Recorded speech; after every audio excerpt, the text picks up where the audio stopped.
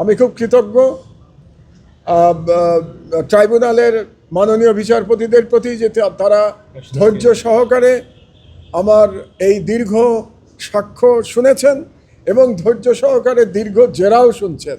এবং আমি defence লয়ারকেও congratulate করছি যে তিনি খুবই প্রফেশনালিজমের সাথে তিনি আমাকে জেরা করছেন এবং তাতে আমার এই বয়সে একটু কষ্ট হচ্ছে।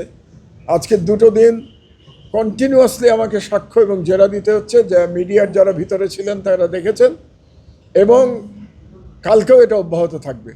আমি ক্লান্ত হয়ে পড়ছি, কিন্তু আগেই বলেছি যে আমি ন্যায় বিচারের জন্য সহায়তা করতে চাই। কাজে আমার ব্যক্তিগত যতই কষ্ট অসুবিধা হোক না কেন, আমি অফিসে কাজও করতে পারছি না, পত্রিকা অফিসে হলেও আমি মনে করছি এটা নাগরিক হিসেবে আমার কর্তব্য তাদের সব প্রশ্নের জবাব দেওয়া এবং জেরার মুখোমুখি হওয়া। দ্বিতীয় বিশ্বযুদ্ধের একটা প্রসঙ্গ তুলেছেন, নেভার এগেইন।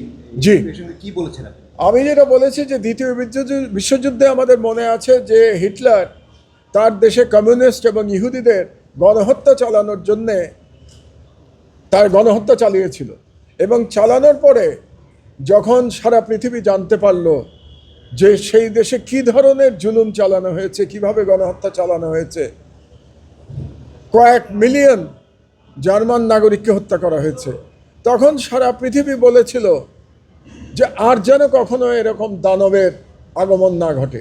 নেভার এগেইন বলার কথাটাই ছিল এই ধরনের গণহত্যা আর যেন কখনো না হয়। তো আমি সেই প্রেক্ষাপটে বাংলাদেশে বলেছি যে শেখ হাসিনাও একজন ছোটোখাটো হিটলার ছিলেন। হিটলারের মতো ক্ষমতা তার ছিল না, কিন্তু মানসিকতায় তিনি হিটলারকে ছাড়িয়ে গিয়েছিলেন। হিটলার কোনোদিন বলে নাই হত্যা করো এবং লাশ গুম করে ফেলো। হিটলারও করেছে, হিটলার তার মেকানিজম দিয়ে হলোকস্ট চালিয়েছে, কিন্তু এভাবে সরাসরি নির্দেশ দেয়া কাউকে যে হত্যা করে লাশ গুম করে দাও, এটা হিটলারও কাউকে বলে নাই। কাজে মানসিকতার দিক দিয়ে হিটলারকে হাসিনা ছাড়িয়ে গেছিলেন।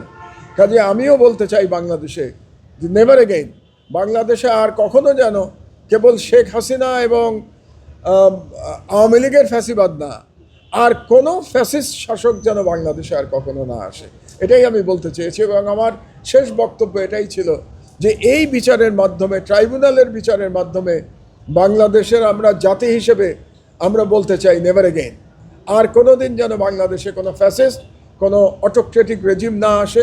বাংলাদেশের যাত্রাটা যেন গণতন্ত্রের দিকে হয় এবং মানবাধিকারের দিকে। পরবর্তী সরকার যেন সতর্ক হয়, এরকম একটা কথা বলেছিলেন। আমি পরবর্তী সরকারকে সতর্ক হতে বলেছি এই শেখ হাসিনার কাছ থেকে শিক্ষা নিয়ে এবং এদের দুষ্কর্ম থেকে শিক্ষা নিয়ে, যেভাবে তারা রাষ্ট্রকে ধ্বংস করেছে এবং দুর্নীতি করেছে, এর থেকে পরবর্তী সরকারের শিক্ষা নেওয়া উচিত। যারা গণতান্ত্রিকভাবে নির্বাচিত হয়ে আসবেন, যাতে তারা শেখ হাসিনার মতো গণবিচ্ছিন্ন হয়ে আবার জুলুমের পথ বেছে না নেন। ধন্যবাদ আপনাদের।